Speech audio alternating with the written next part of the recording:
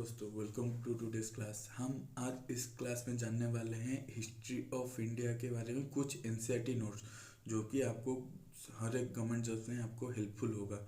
यानी कि यूपीएससी हो या government state government jobs like OPSC PCS, जो भी स्टेट गवर्नमेंट जॉब्स होता है उसमें आपको बहुत ही हेल्पफुल होगा। ठीक है, तो इंडियन हिस्ट्री, हम इंडियन हिस्ट्री एक ब्रांड है खुद में। एक इंडियन हिस्ट्री खुद में एक ब्रांड है। क्यों? क्योंकि उसको चारों चीज़ उसको ब्रांड बनाता है। पहला हो गया उसका संस्कृति, भारतीय संस्कृति। दूसरा हो गया अर्थनीति, भारत का अर्थनीति। तीसरा हो गया हमारा राजनीति।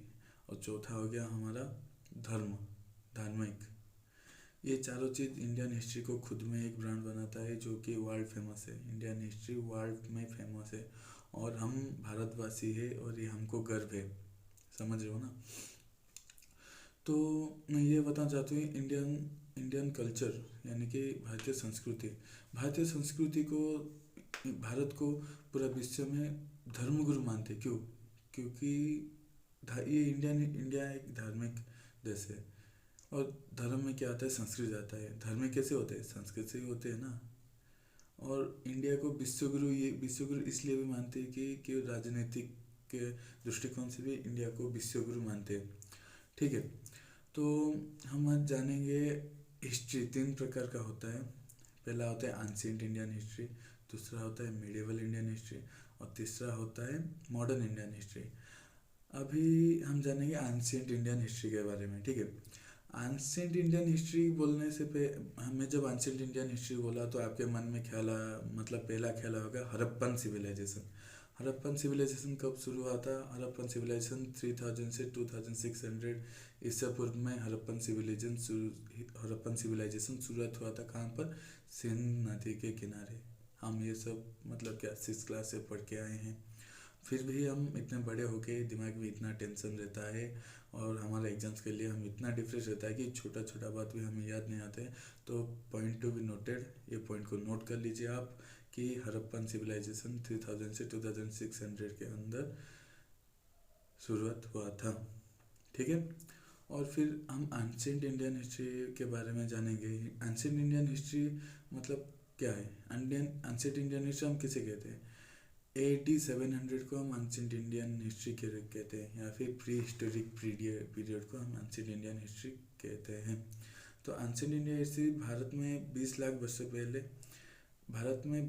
से पहले प्रोटो ह्यूमन यानी कि होमो इरेक्टस थे। क्या थे? होमो इरेक्टस। कब?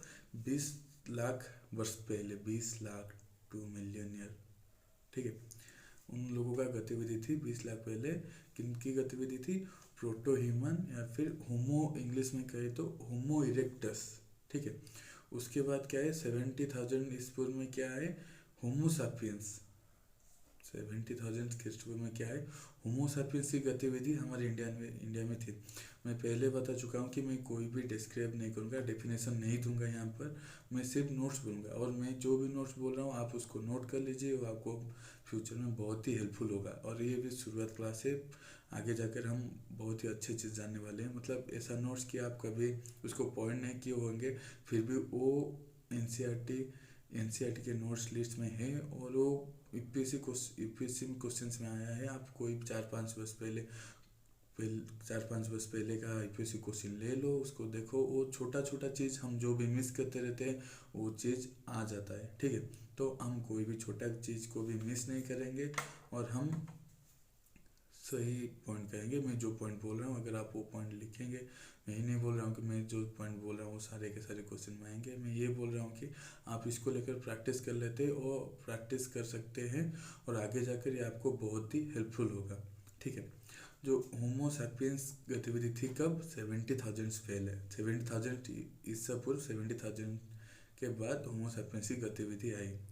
तो वो लोग क्या थे? वो लोग शिकार थे। होमो सैपियंस और जो होमो इरेक्टस थे वो लोग शिकारी थे।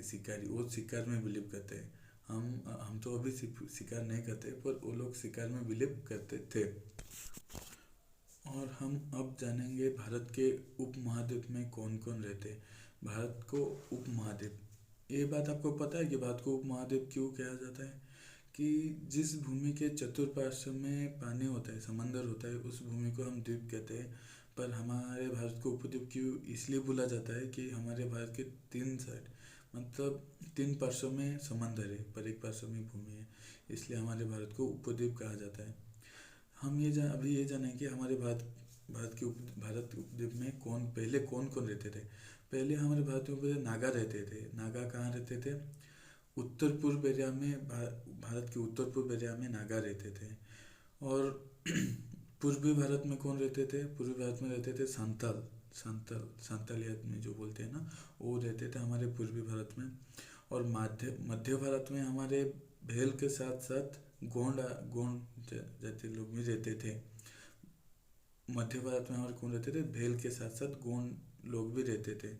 और दक्षिण भारत में हमें तोड़ा तोड़ा दक्षिण भारत में हमारे तोड़ा लोग भी रहते थे। ये रहेगी हमारे कौन से एरिया में कौन से लोग थे। इससे मतलब जो भेल हो गया, वो गोंड हो गया, वो तोड़ा हो गया, वो सांताल हो गया, ऐसे जैसे आदिवासी लोग हमारे भारत में पहले रहते थे। और ये जो मैं 4-5 चीज़ बोला, ये सब आता मतलब क्वेश्चंस आता रहता है गवर्नमेंट एग्जाम में, इसलिए मैं इतना ही बोला। अगर हम सारे बोलेंगे तो बहुत टाइम लग जाएगा, इसलिए मैं ये 3-4 चीज़ बोला, ठीक है। उस रहते थे ओस्ट्रिक ओस्ट्रिक ओस्ट्रिक का नाम सुना है? पूर्व द्रविड़ भाषा है ओस्ट्रिक। पूर्व द्राविड़ भाषा है। पूर्व द्राविड़ मतलब आगे द्राविड़ में आगे जो बोलते थे, जो भाषा बोलते थे, ऐसे एंशिएंट इंडियन लैंग्वेज जो होता है ओस्ट्रिक पूर्व द्राविड़ भाषा है। जैसे कि मुंडा और गोंडावी, ये सब हो गया हमारा जो एंशिएंट इंडियन लैंग्वेज जो होता है ना, वो हो गया। आप नोट ये करिए कि मुंडा और गोंडावी एंशिएंट इंडियन लैंग्वेज है, ओस्ट्रिक पूर्व द्राविड़ भाषा है, ठीक है। और अन्य उपमहाद्वीप के बाद में आए थे। अन्य मतलब और जो भाषा हो गया, वो जो मतलब जितने भी देश हैं हमारे इंडिया के साइड में जो देश हैं, उस जगह से भी कुछ लोग आए थे जो कि एंशिएंट इंडियन लैंग्वेज, वो इंडियन लैंग्वेज तो नहीं होगा, एंशिएंट लैंग्वेज बोल रहे। पश्चिम भारत के स्टडी इस मध्य प्राचीन भारत मतलब एंशिएंट इंडिया का स्टडी इस माध्यम से होता है कि पालियोलिथिक, एक होता है पालियोलिथिक स्टडीज़, एक होता है मेसोलिथिक स्टडीज़, एक होता है नियोलिथिक स्टडीज़, और एक होता है चाल्कोलिथिक स्टडीज़। हम ये स्टडीज़ मतलब किसके ऊपर करते हैं, मतलब उसका प्रधान क्या है? हम इसको मेटल उस टाइम के लोग जो यूज करते हैं, स्टोन और मेटल, जो पत्थर और जो धातु, ये जो दोनों चीज़ हो गया, हम ये चारों, हाँ, जो दोनों चीज़ हो गया, इस दोनों को लेकर ये चारों डिवाइड किए हैं और हम चारों को लेकर हम स्टडीज़ कहते हैं। पहले आते हैं हम पैलियोलिथिक पीरियड में। Paleolithic period 2 million BC to 10,000 BC तक था, जो कि पैलियोलिथिक था, मतलब पैलियोलिथिक पीरियड था, sorry. 2 million BC to 10,000 BC तक था हमारा पैलियोलिथिक पीरियड। उसमें मैं नोट्स बोल देता हूँ उसमें क्या क्या हुआ था, ठीक है। पैलियोलिथिक पीरियड में पहले आया था फायर, आग। पैलियोलिथिक पीरियड में आग इन्वेंट हुआ था। Tools made up with limestone जो होता है ना, लाइमस्टोन को लेकर उसमें टूल्स बनाए थे। ओस्ट्रिच के एग्स, ओस्ट्रिच जो पक्षी है उसका एग वहाँ पे मतलब वो लोग इन्वेंट किए थे। इम्पोर्टेंट पैलियोलिथिक साइट्स, ये जो मैं बोला, fire, tools of made with limestone and ostrich eggs, ये तीनों चीज़ लिख लीजिए जो कि पैलियोलिथिक पीरियड में हुआ था। और पैलियोलिथिक पीरियड 2 मिलियन BC से 10,000 BC तक था। और इम्पोर्टेंट पैलियोलिथिक साइट्स में हमारा आ जाता है भीमबेटका जो कि मध्य प्रदेश में है। तापर उन्सगी, कुन्नुल केव्स एंड नर्मदा वैली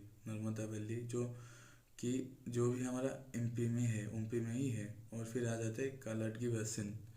ये रहा हमारा इम्पोर्टेंट पैलियोलिथिक साइट। में फिर से रिपीट कर लेता हूँ, Bhimbetka, Hunsgi, Kurnool caves and Narmada valley, जो कि हमारा मध्य प्रदेश से बिलोंग्स होता है। ये इम्पोर्टेंट चीज़ है, ये भी आप नोट कर लीजिए। उसके बाद आता है हमारा पैलियोलिथिक पीरियड में डिस्क्राइब नहीं कर रहा हूँ क्योंकि हमें जो इम्पोर्टेंट चीज़ था उसमें मैं इम्पोर्टेंट चीज़ कह दिया हूँ। और हमको सिर्फ नोट्स चाहिए, हमको कोई भी स्टोरी अभी नहीं चाहिए। अभी हमारा आ जाता है मेसोलिथिक पीरियड। मेसोलिथिक पीरियड क्या है? मेसोलिथिक पीरियड का लाइफ टाइम है 10,000 BC टू 8,000 BC। क्या है, मेसोलिथिक पीरियड का लाइफ टाइम है 10,000 BC to 8,000 BC। उसमें क्या चेंजेस हुआ था, मैं क्या इन्वेट हुआ था, क्या चेंजेस हुआ था। मेसोलिथिक पीरियड में मेजर क्लाइमेट चेंज हुआ था। मतलब क्लाइमेट चेंजेस तो आप सबको पता होगा, जो कि पानीपाग होता है, क्लाइमेट चेंज। ठीक है। उसके बाद पशु पक्षी को घर में रखना स्टार्ट किया था, यानी कि वो लोग जो जंगली जानवर थे। हाँ, अभी देखो हम पेट जो बनाते हैं, पेट अभी जो कुत्ते को रख लिया, या फिर किसी और चीज़ को, बिल्ली को जो घर में रख लिए, पशु पक्षी को हम घर, जो पैरट को हम घर रखते हैं, है ना, उसको जो हम घर वाले जो बनाते हैं ना, पशु पक्षी को जो घर में रखते हैं ना, उस टाइम पे पशु पक्षी को घर में रखना स्टार्ट किए थे। और मेजर मेसोलिथिक साइट्स है ब्रह्मगिरी, जो कि मैसूर में है। ब्रह्मगिरी साइट है कि मेसोलिथिक पीरियड का, जो कि मैसूर में है। उसके बाद नर्मदा आ गया, और विंध्य, विंध्य एक साइट है जो कि गुजरात में है। तो आज के लिए इतना ही क्लास था, इतना ही नोट्स था, और आपको ज़्यादा नहीं देंगे। आपको ये नोट्स कर लीजिए और बहुत अच्छे से पढ़िए। रखते हैं। जय हिंद।